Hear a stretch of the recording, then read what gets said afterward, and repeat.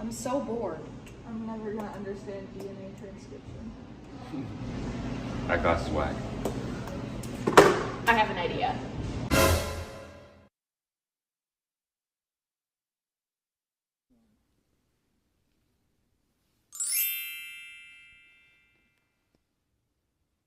We need your help.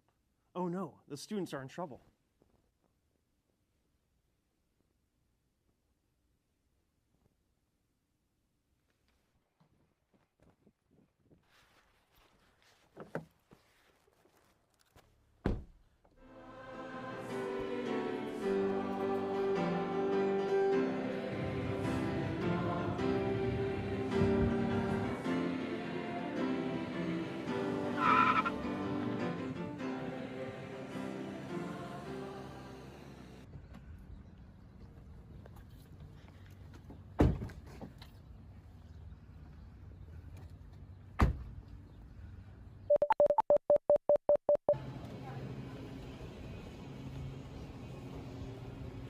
Calvin, we're glad you're here. I got your text. What's the problem? Well, it's not really a problem. It's just that we're really bored. Bored? How can you be bored? You get to study God's creation all day long. All of creation is a theater of God's glory. How so? Let me show you. Let's go.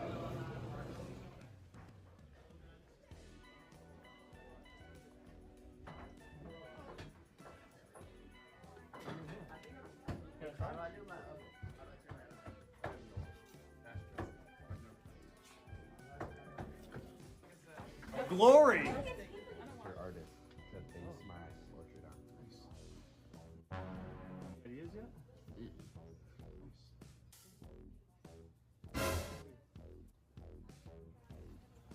Glory. Well done, Kate. Good job. Don't spill.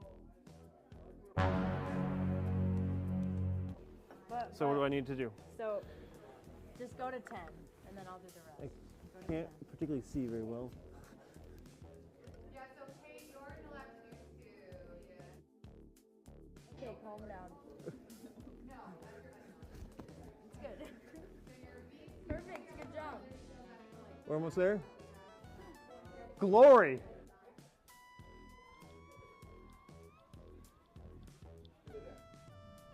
What do you know then about what together? Yes, Mr. Calvin. Glory. Amen.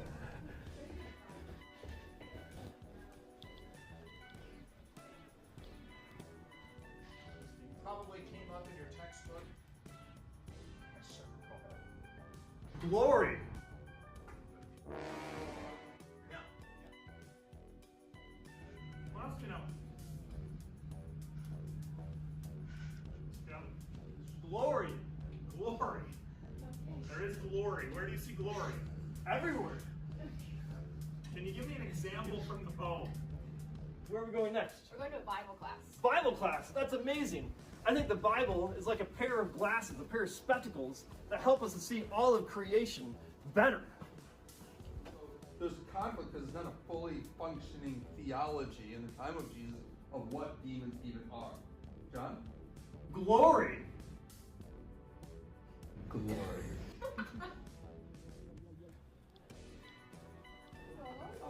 Hola.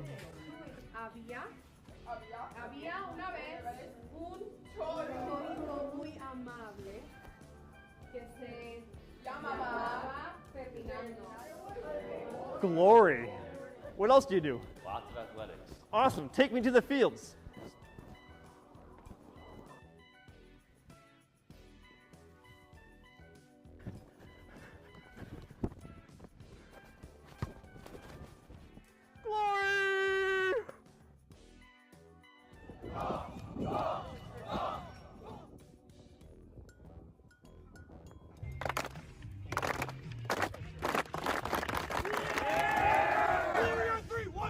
Glory. As I write in my commentary on the book of Genesis, we ought to have the entire world as our school if we want to know who God is. The baton over to you.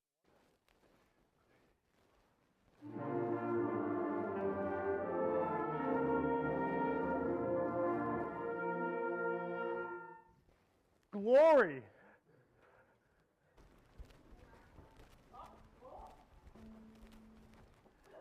Is there a cello I could borrow?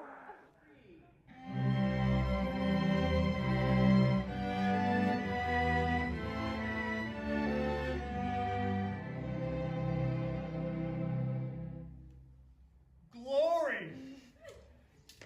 Where are we heading next? Funny you ask, we're going to the Center for Arts and Worship. Psalm 19, I don't know if I shared that with you yet. Psalm 19 says, "The heavens declare the glory of God." All the things that we've seen so far are parts of the heavens that the psalmist is talking about. Everything is declaring the glory of God. So how fitting that we get to go to the Center for Arts and Worship. What an amazing experience.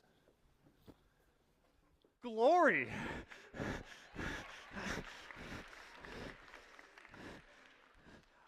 Jordan, you didn't tell me as we were walking in that the Center for Arts and Worship is literally a theater. I mean, that's what we're talking about in the town square. All of creation is a theater for God's glory. And we get to be participants on this theater of God's glory, but also we get to be spectators to look and see God's glory. What a gift! Thanks so much for showing me around your school today. Thank you so much for coming, John Calvin. Have a great day.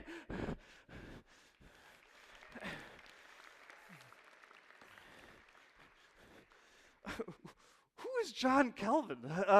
John Calvin, there's a university down the street that's named after John Calvin.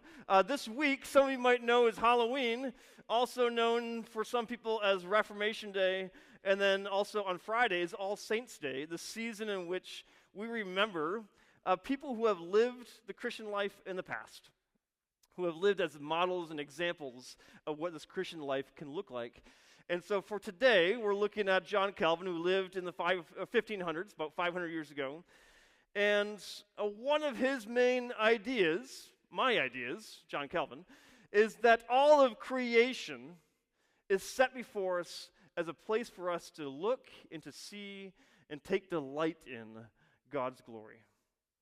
So let me read for you one of a famous or favorite psalm from for John Calvin.